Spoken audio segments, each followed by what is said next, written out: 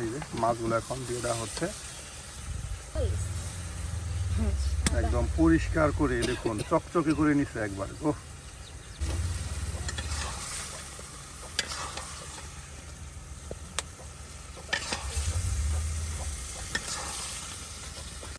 একদিকে আমাদের মাছ তরকারি হচ্ছে আর অন্যদিকে গরুর মাংস রান্না করার জন্য পাটায় মশলা ফেসে নেওয়া হচ্ছে, একদম হাতে মাখিয়ে আর নেওয়া হচ্ছে। বাহ, একদম দেখেন টকবগে উঠতেছে গো। সুপ্রিয় বন্ধুরা, আমরা কিন্তু আবারও গ্রামগঞ্জের রান্না নিয়ে আপনাদের সামনে উপস্থিত হয়ে গেলাম। আজকেও কিন্তু হবে বেশ মজার রান্না। আজকে কি রান্না হবে? মাছ। এই যে আজকে কিন্তু মাছ রান্না করা হবে। দেখুন, গ্লাস কাপ মাছ রান্না করবে, আর এর জন্যই কিন্তু সুন্দর করে আপনার নিজের বাগানের কচি কচি বেগুন ছোট ছোট চিকন করে কেটে নিচ্ছে, তার সাথে আলু পেঁয়াজ আর সবই কিন্তু কেটে বেছে নেওয়া হচ্ছে। সুপ্রিয় বন্ধুরা, সম্পূর্ণ ভিডিও জুড়ে আপনারা আমাদের সাথেই থাকুন আর দেখতে থাকুন গ্রাম বাংলার মজার রান্না।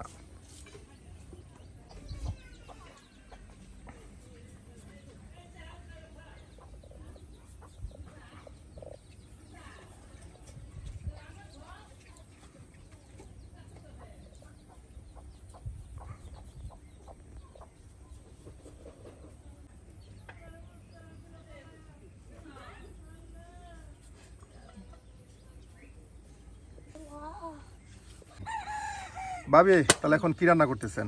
এই যে মাছ। মাছ। এদিকে আপনার মাছ রেখে দেওয়া হয়েছে বাটিতে, তার সাথে ছোটো করে বেগুন কুচি করে নেওয়া হলো, আলু কুচি করে নেওয়া হলো, আর ওইদিকে কিন্তু পেঁয়াজ বড় করে কেটে রেখে দেওয়া হয়েছে, তার সাথে বড় আলু। ওটা দিয়ে কি রান্না করবেন? গরুর মাংস রান্না করা। বেশ, আজকে কিন্তু বেশ মজার রেসিপি করা হচ্ছে।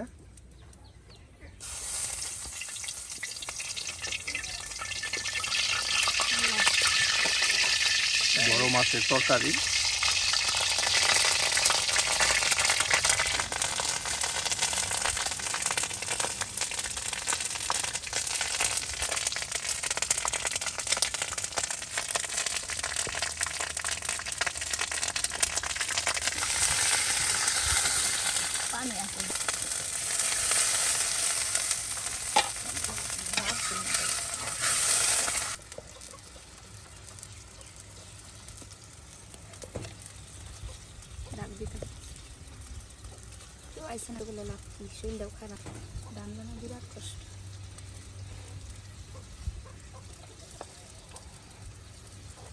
সকল প্রকার মশলা একসাথে দিয়ে দেওয়া হচ্ছে, বাটা মশলা, তার সাথে গুঁড়া মশলা।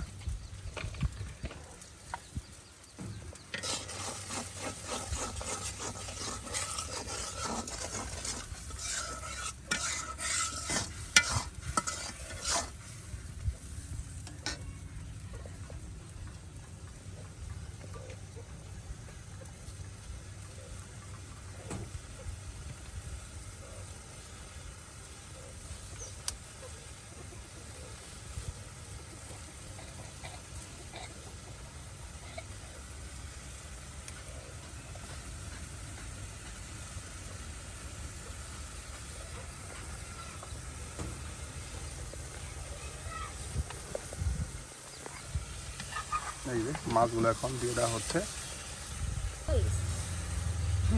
একদম পরিষ্কার করে, দেখুন চকচকে করে নিচ্ছে একবার। ওহ, এতটাই চকচকে পরিষ্কার করে নেওয়া হয়েছে। আর দেখুন একসাথে কত মাছের টুকরা দিয়ে দেওয়া হলো।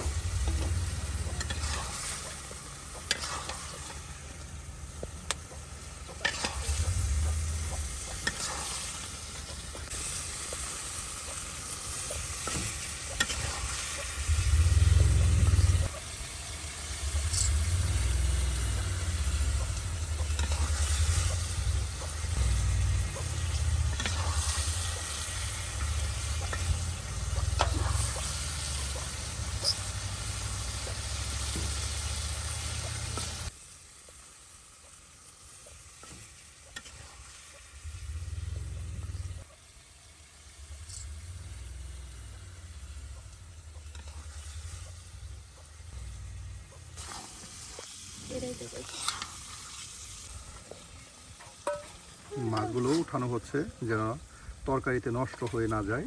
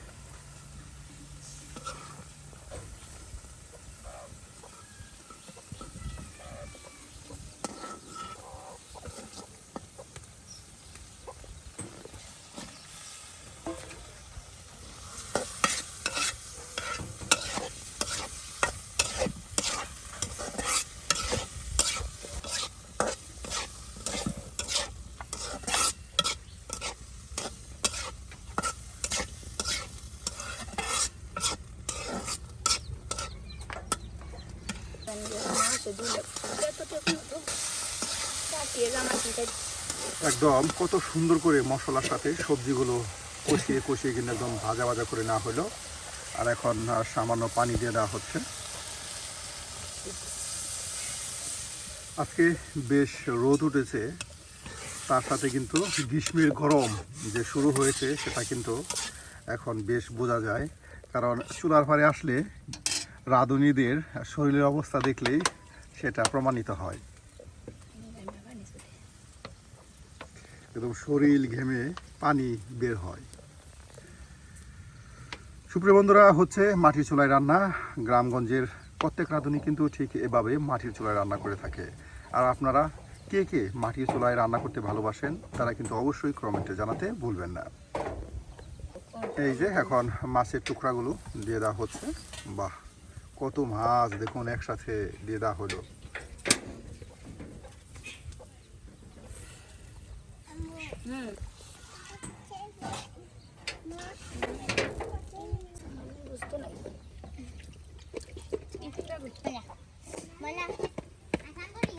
একদিকে আমাদের মাছ তরকারি হচ্ছে, আর অন্যদিকে গরুর মাংস রান্না করার জন্য পাটায় মশলা ফেসে নেওয়া হচ্ছে। দেখুন সুপ্রিয় বন্ধুরা, আসলে গ্রামগঞ্জের মহিলারা ঠিক এভাবেই মশলা পাটায় ফেসে নিয়ে এরপর মাটির চুলায় কিন্তু রান্নাবান্না করে থাকে। গ্রামগঞ্জের মহিলারা কিন্তু এখনও পুরোপুরিভাবে গ্যাসের চুলার উপর নির্ভরশীল হয়নি, কারণ গ্যাসের চুলার যে রান্না সেটা তাদের কাছে নাকি ভালো লাগে না। আর বাড়ির কাছে পাওয়া যায় সুন্দর সুন্দর খড়ি, বন, পাতা, আর সেগুলো দিয়ে কিন্তু তারা রান্নাবান্না করে থাকে।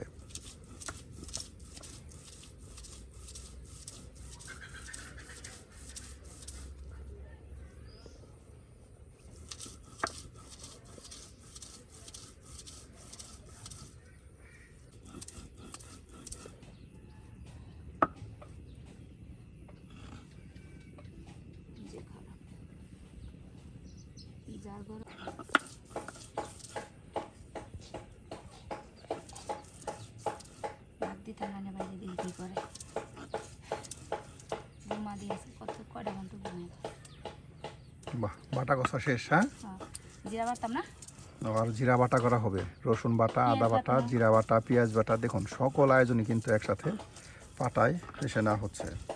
পর আদা বেটে নেওয়া হলো।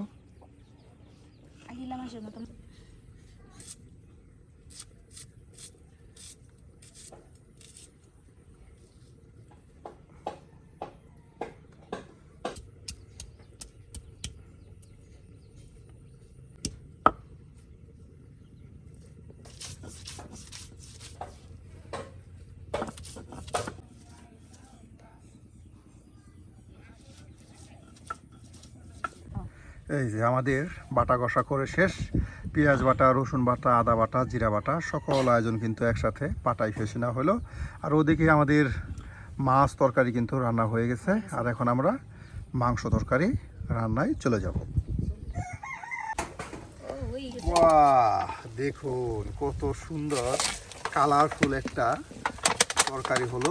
বড় মাছের টুকরো দিয়ে কিন্তু এই যে হয়ে গেল আমাদের চচ্চড়ি। হ্যাঁ, এই চচ্চড়ি হয়ে গেল। আর এটা এখন নামানো হলো। আর এখন হাতে মাখিয়ে একদম কষা কষা করে কিন্তু গরুর মাংসের তরকারি পাকানো হবে। সুপ্রিয় বন্ধুরা, আজকে কিন্তু বেশ মজার কিছু রেসিপি তৈরি হচ্ছে। আর আপনারা ঠিক কিভাবে এই ধরনের মাছের তরকারি এবং কি গরুর মাংসের তরকারি রান্না করেন সেটাও কিন্তু আমাদের কমেন্টে জানিয়ে দেবেন। এই দেখুন একদম মাংসগুলো সুন্দর করে দৌত করে নেওয়া হচ্ছে। অনেকে আবার আমরা গুস্ত বলে থাকি গ্রামগঞ্জের মানুষ, আর শহর অঞ্চলের মানুষ এটাকে বলে মাংস। গরুর গুস মাংস না,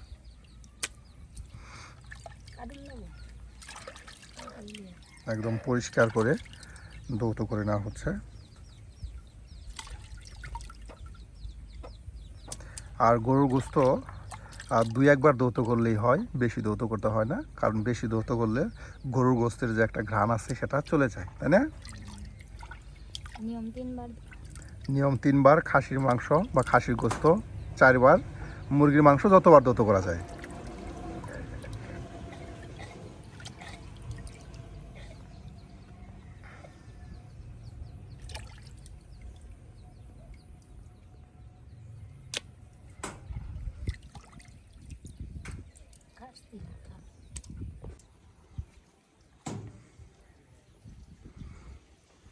এটা কি খরচ তো কম না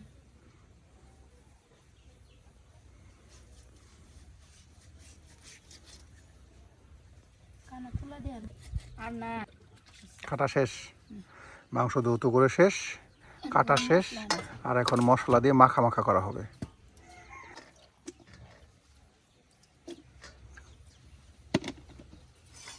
পানি দিয়ে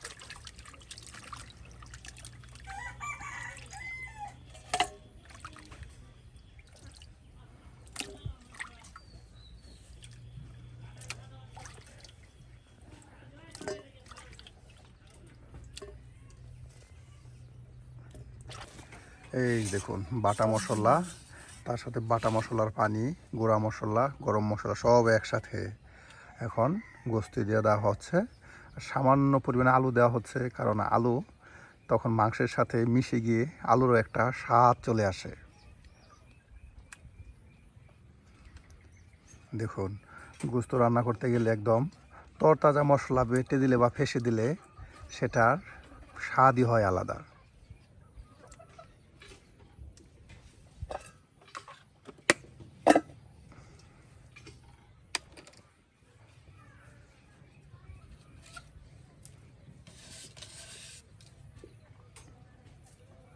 আল্লাহ এবার কি দিতে কষা নিয়েছে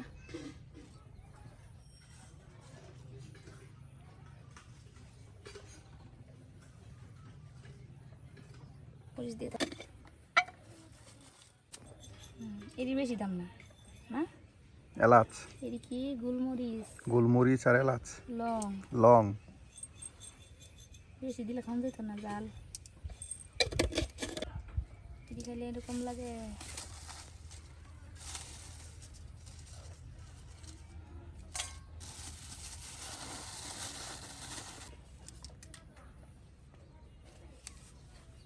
ভিজাতে শান্তি শান্তি এটি কি গাছের চামড়া হদল হয়েছে না দালচিনি, হদল হয়েছে না পাতলা কত আয়োজন একসাথে দিয়ে দেওয়া হলো, শুধু একদম মশলা মশলা করে নেওয়া হলো। পানিটা কেটে দিন আর এখন দেওয়া হচ্ছে, এটাকে বলা হয় বস বজের মুতা। এটাকে বস বলা হয়, আসলে এটা বসই, বস। শক্ত এই যে বজের মোতা কেটে দেওয়া হলো। আর এখানে চুই জাল দিলে আর বেশি মজা হতো, কি দিলে চুই জাল।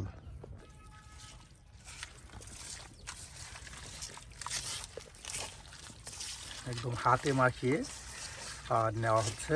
আগের মাংসের মতো সেই গ্রাম বাংলার রান্না, গ্রাম বাংলার রাঁধুনিরা ঠিক এভাবেই কিন্তু হাতে মাখিয়ে গোশগুলো মাখা মাখা করে এরপর রান্না করে থাকে।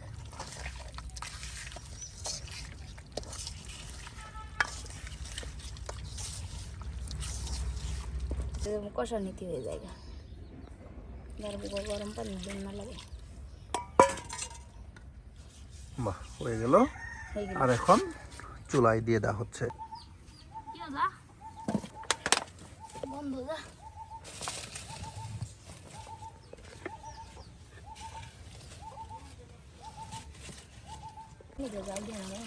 বারবারই করবো এই যে এখন সামান্য পানি দিয়ে দেওয়া হলো। দেখুন একদম ঝোল ঝোল করে নেওয়া হবে মাংসটা একদম কষিয়ে নেওয়া হবে। পানিটা অনেকটা টেনে যাবে, কষানো ঝোল হবে। হ্যাঁ, কষানো ঝোল হবে, পানিটা কিন্তু টেনে যাবে। একবারে সিদ্ধ হয়ে যাচ্ছে, পরে আর পানি আমার দিন না লাগে দিলাম সিদ্ধ লাগে না পুরো মাংস।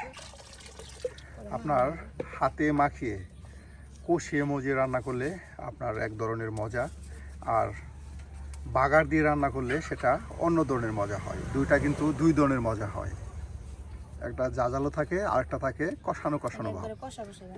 দেখুন সুপ্রিয় বন্ধুরা, এখন পানি দেওয়া হলো আর বেশ সময় কিন্তু জাল করা হবে, কারণ গরুর গোস্ত একটু সময় বেশি লাগে জাল করতে, যেন মাংসটা বেশ নরম হয়ে যায়। সুপ্রিয় বন্ধুরা, আজকে এই গ্রাম্য পরিবেশে আমাদের গ্রামীণ রান্না হচ্ছে। একদিকে রান্না হলো বড় মাছ দিয়ে চচ্চড়ি, আর অন্যদিকে আপনার গরুর গোস্তের কষানো ঝোল। বাহ, একদম দেখেন টকবগে উঠতেছে গো।